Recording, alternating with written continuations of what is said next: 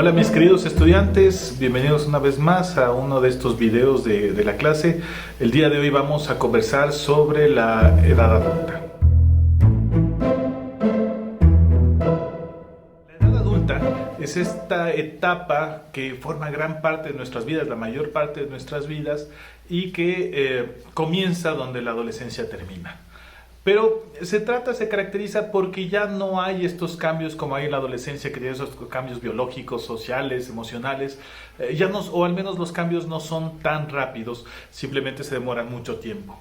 Empezamos desde una parte neurológica en donde el cerebro termina su proceso de mielinización, entonces ya nuestro cerebro es menos plástico, y nos vamos hasta el final, hablando neurológicamente, donde un cerebro es tan rígido que puede tener un poco de Alzheimer, de demencia senil, se van muriendo algunas regiones del cerebro y podemos tener problemas neurológicos. Entonces, bueno, para entender estos temas, para entender cuáles son las etapas, separemos un poco en partes. Primero hablemos del desarrollo físico que se da en la etapa adulta. Hablando del desarrollo físico, tenemos que existen cambios biológicos después de la adolescencia en donde principalmente uno ya había alcanzado la madurez sexual, su sistema inmunológico ya no es tan bueno como cuando uno es tan joven y gradualmente va descendiendo, se van acumulando más enfermedades, más cosas relacionadas con, por ejemplo, el colesterol y los triglicéridos y demás. Todas estas cosas relacionadas con nuestros hábitos alimenticios o hábitos, por ejemplo, si fumamos en la adolescencia o en la tez temprana, pueden haber consecuencias después. Después de los 40 años vienen algunos cambios en las cuestiones hormonales, sobre todo en las mujeres. Hay la menopausia, en donde la parte reproductiva y sexual ya no es lo mismo. En los hombres tampoco es que está bien la parte reproductiva sexual, hay algunos cambios, pero no son tan drásticos como en la mujer. Es decir, un hombre de 60 años, 70 años igual puede ser padre, aunque por algunas otras cosas, por temas, por salud en los genitales y demás, pueden haber problemas. Los hombres pueden tener problemas en la próstata y demás cosas. Y eso en cuanto a la parte biológica. Pero ¿qué es la adultez hablando ya desde la parte psicosocial? Hablamos de la adultez hasta hace algunos años. La adultez se trataba de esta etapa en donde uno podía ser cabeza de un hogar, podría ser padre, podría tener hijos y demás. Ser adulto era ser la cabeza de una familia o ser una madre, ser cabeza de una familia. Pues ahora, ¿qué es una familia? ¿Qué tenemos como una familia? La familia ya ha cambiado en los últimos tiempos, ya no es como era antes. He escuchado en el último tiempo mucha gente que habla en contra del feminismo. Pero sin feminismo no tendrías muchas cosas que tienen las mujeres ahora, y ni la familia estaría estructurada de la misma manera. Por ejemplo, la idea de que las mujeres puedan tener una cuenta de banco, pueden acceder a un préstamo, es algo relativamente nuevo. Antes no podían. Hace 100 años la mujer no podía votar, ¿no? Entonces ahorita se está buscando la igualdad, pese a que todavía hay una brecha relacionada con el género. Una brecha salarial relacionada con género, se está buscando cierta igualdad y así se han conformado las familias. Entonces en las familias tenemos desde los 90 hasta acá ha habido un repunte en familias que donde madre y padre trabajan, los hijos son criados con los abuelos principalmente. Entonces tenemos que los abuelos en realidad son por segunda vez padres. Se ha dado este tipo de relaciones con los hijos están normalmente a cuidado de otras personas, ya no pasan tanto tiempo con los papás o con la mamá o papá. Ahora se da otro tipo de relaciones en el matrimonio, además que desde el año pasado, 2018 me parece más bien, desde el 2018 el matrimonio igualitario está aprobado en Ecuador o despenalizado pues. ¿Qué quiere decir esto? Que también pueden estructurarse familias en donde existen dos padres o dos madres, ya son hijos adoptados. Entonces, la familia, como se entendía de papá, mamá, hijo, hijos, ya no es en sí la norma. De hecho, la pregunta es, ¿alguna vez lo fue? Porque según algunos estudios, desde hace mucho tiempo no era tampoco tan común esto. Normalmente era padre, madre, amante del padre, amante de la madre y demás cosas que estaban por debajo. Entonces una cosa es lo que se explicaba, otra cosa es lo que estaba por debajo. Ha habido esta transformación en la familia, desde hace mucho tiempo ha habido transformación sobre qué es ser una familia, lo que ha provocado también cambios en cómo se van desarrollando las cosas y cambios en la vivencia de la adultez. Además, Ya es muy común, según a quien preguntes, varían las estadísticas de divorcios, no tengo los datos en Ecuador, pero hay muchos matrimonios que se terminan divorciando. Había una propuesta en Reino Unido que el matrimonio sea un contrato que caduca cada 5 años y que tienes que renovar o simplemente ya dejar ahí. ¿Por qué? Porque la idea de que existe un matrimonio de por vida es algo establecido más bien por la sociedad. Pero pensemos si es que realmente es algo natural. ¿Es algo natural que uno se case con una persona por el resto de la vida? ¿Somos los humanos monógamos? Esa es una pregunta que en realidad no tiene una respuesta fácil, porque muchos van a decir sí y no. Es decir, podemos ser monógamos, como el 3% de las especies de los mamíferos podríamos ser monógamos, pero también podemos ser, por el lado de los primates, completamente polígamos. Según esta idea, nadie es monógamo 100%, y nadie es polígamo, porque por eso nos enamoramos también. Entonces, ahí hay mucho que pensar. Pero bueno, ¿cómo afectan los divorcios a los hijos? Pensando que hay muchos matrimonios que se divorcian, ¿cómo afectaría esto a los hijos? Hasta hace algún tiempo, cuando los divorcios no eran algo tan común, realmente pues, se podía causar mucho daño a los hijos, puesto que los hijos se sentían culpables de la separación de los padres, porque no sabían cómo iban a vivir ni nada de eso. Ahora, y de hecho yo lo he escuchado en algunos comentarios de niños, dicen, los papás de fulanito se divorciaron, le dan 2 navidades al hijo, yo también quiero tener que ustedes se divorcien para tener 2 navidades, cosas así. Bueno, entonces, los lazos familiares que tenemos nosotros en este país, en Ecuador, son muy diferentes a los lazos familiares que existen en otros países. Por ejemplo, nosotros, cuando hablamos de familia, no solo hablamos de papá, mamá, hijos. Normalmente hablamos de abuelos, tíos, primos, la vecina que se lleva súper bien con la familia, el hijo del no sé quién, y no sé cuánto. Nosotros somos familias muy afianzadas y muy amplias.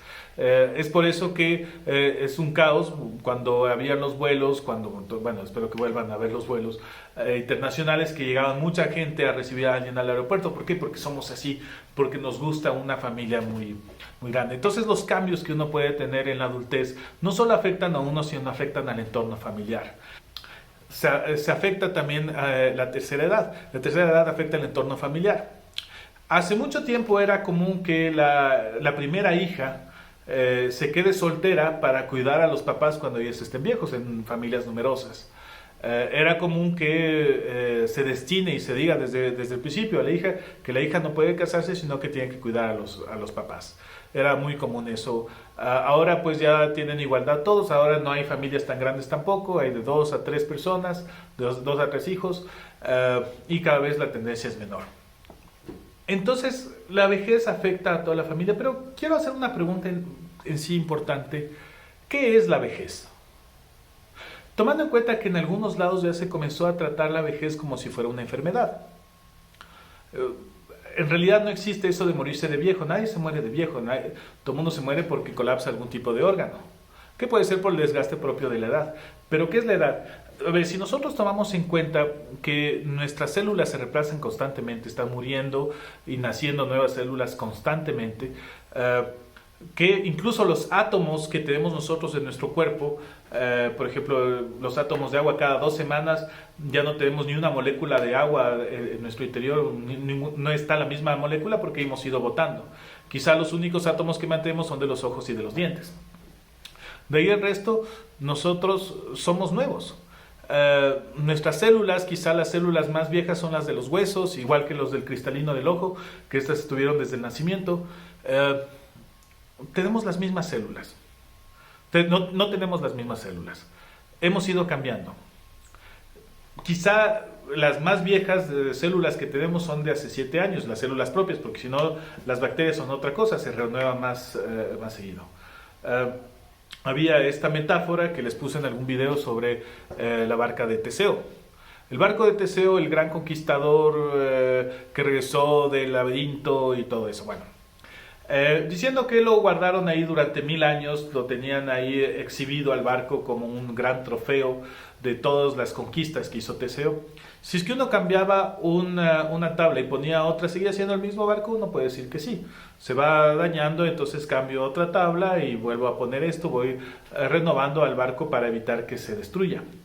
Pasado el tiempo, ya he cambiado todas las tablas. ¿Sigue siendo el mismo barco? Diciendo esto en nuestro cuerpo, ya he cambiado todas las células, ¿sigo siendo yo?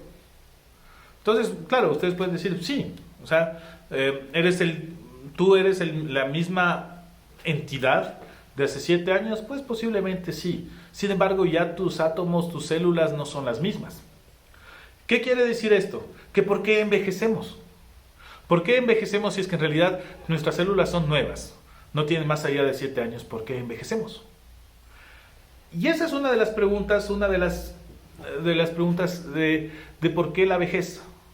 ¿Qué es la vejez? Entonces, existe la teoría de la programación genética del envejecimiento que dice, dentro de nuestras células viene programado un cierto número, un número limitado de veces que se pueden reproducir para así utilizar la muerte a favor de la evolución. Si no habría muerte, no habría una evolución. Eso es importante. Entonces seguramente la naturaleza dio pie a seres que se puedan morir, no tanto como langostas o medusas u otros seres que no mueren nunca, ¿no? Entonces, la teoría de la programación genética del envejecimiento quiere decir que en nuestras células viene una idea de que se puede producir X número de veces. Incluso se habla de la mitocondria. La mitocondria es la que metaboliza la célula. La mitocondria tiene un ADN distinto al resto de la célula. Es bien interesante esto.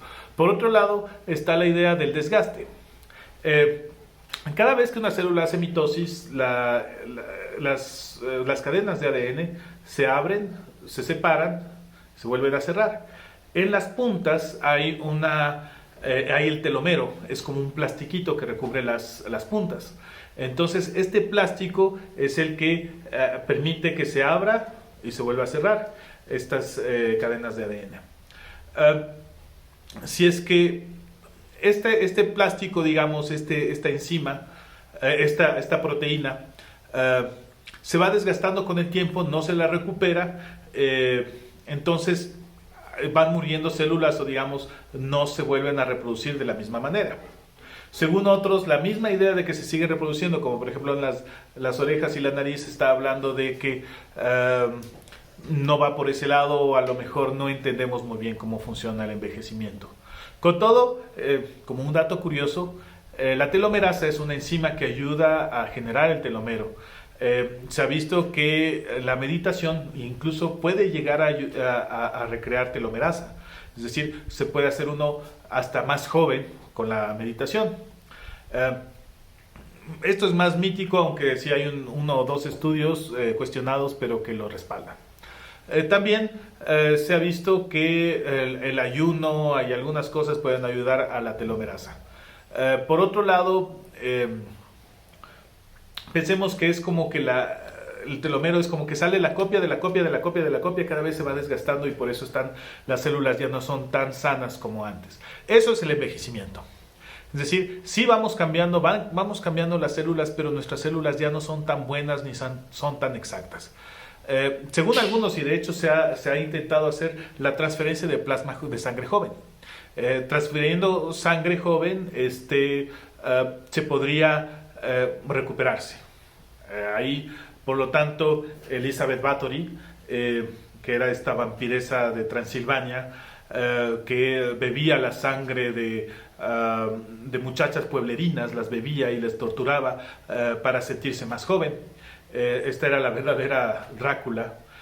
Drácula en sí, el Vlad Tepes de Transilvania, él no bebía sangre o no se tienen recuerdos de que beba sangre, máximo mojaba el pancito en la sangre de los empalados, de los 10.000 empalados alrededor del castillo de los Cárpatos. Esa es otra historia, ¿no? Entonces se ha hecho, con este trasplante de sangre joven se ha visto que se pueden renovar las células y realmente rejuvenecer un poco. Todavía está en veremos, pero la pregunta es, ¿habría luego una pastilla o un tratamiento para la vejez? ¿Deberíamos ser inmortales? Imagínense que no muramos nunca, bonito o feo. A veces es necesario la muerte para poder prolongar la vida de los demás al menos. Bueno, hablando de esto ahora en los cambios cognitivos, como les decía, hay este desgaste del pensamiento, hay estos problemas que pueden traer la edad adulta, uno se va haciendo más olvidadizo, los mecanismos de recolección de memoria son más frágiles, el cerebro no es tan plástico. También se puede utilizar, hay efectos nootróficos del, por ejemplo, el ácido beta hidroxibutirato, que dentro del ayuno es algo que un cuerpo cetónico que genera el hígado, que puede ayudar o se ha visto que es neurogenerativo. Sin embargo, no es fácil poner a adultos mayores en ayuno, puesto que puede tener más problemas de salud. ¿Cuándo empieza la vejez? Es ahí un problema interesante, puesto que no lo sabemos, no podemos responderlo a ciencia cierta porque constantemente está cambiando la fecha. En algún momento se pensaba que ya uno comenzaba la vejez a los 50 años, luego a los 65 años, ahora estamos hablando de 75 años y se está posponiendo porque cada vez estamos prolongando más la vida gracias a la medicina.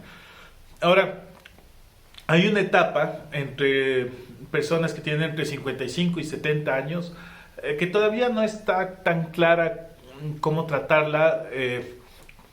No son viejos, ya se consideran personas de 70 años no como viejas, antes se consideraban ya ancianas, pero ahora los 70 años son no viejas, tampoco son adultos jóvenes o ni siquiera están en la mediana edad. Entonces, según algunos le están llamando a este campo entre los 55 y 70 años, incluso 55 y 75 años, como los no viejos, ¿no?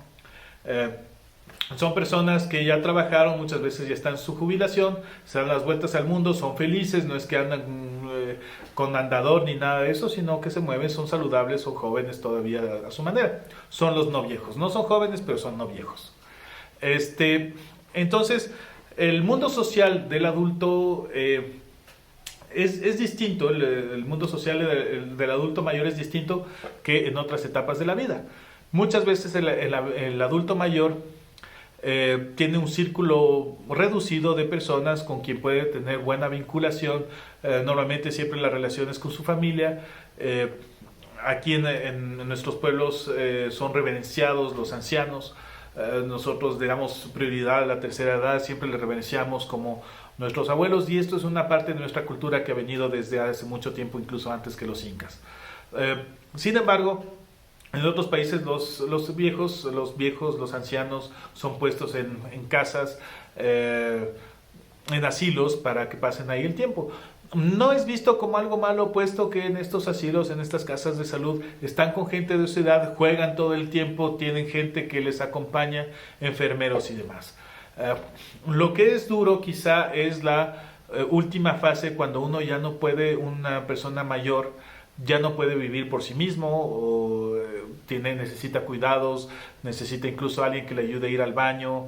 Entonces ahí ya hay una incomodidad con la familia, la vida social va cambiando, incluso los amigos comienzan a morirse, se está más solo, hay más tristeza, hay más penas, ahí hay una reevaluación de la vida muy importante.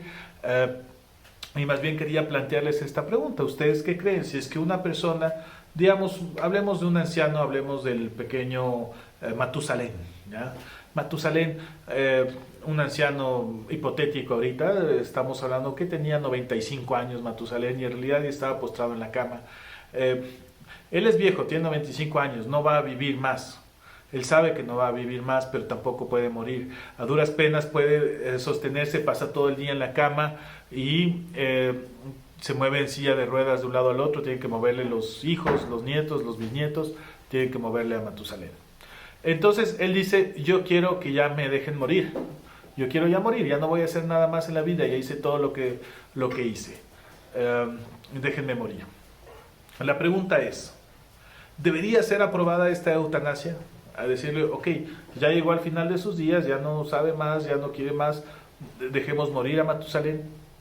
¿Deberían los doctores decir, ok, vamos a matar o vamos a provocar la eutanasia? Uno hace, los veterinarios pueden hacer eso por un perro viejo. Para que no sufra, pues le hacemos dormir. ¿Podría hacer lo mismo a personas? ¿Deberíamos hacer lo mismo a personas? Son preguntas, estas y preguntas que me gustaría que hablemos esto un poco en clase. Bueno, hemos visto sobre qué es la vejez, sobre de qué se trata la vejez, cuáles son los problemas del adulto, cómo se estructura una familia. Ahora me gustaría que conversemos sobre cómo debería ser la etapa adulta. ¿Cómo debería trabajar este sistema? Estamos nosotros de acuerdo que en este sistema lo más común es que uno termina de estudiar, comienza a trabajar, tiene una familia, tiene hijos, sigue trabajando por los hijos, después se jubila, ahí recién comienza a aprovechar algo de dinero que hizo para darse vueltas por el mundo, después regresa, cuida a los hijos hasta que puede, después los hijos le cuidan al anciano y después ya se muere. ¿Está bien este ciclo? ¿Habría que hacer algo al respecto? Quiero escucharles en las clases. Nos vemos ahí. Hasta entonces, que pasen bonito.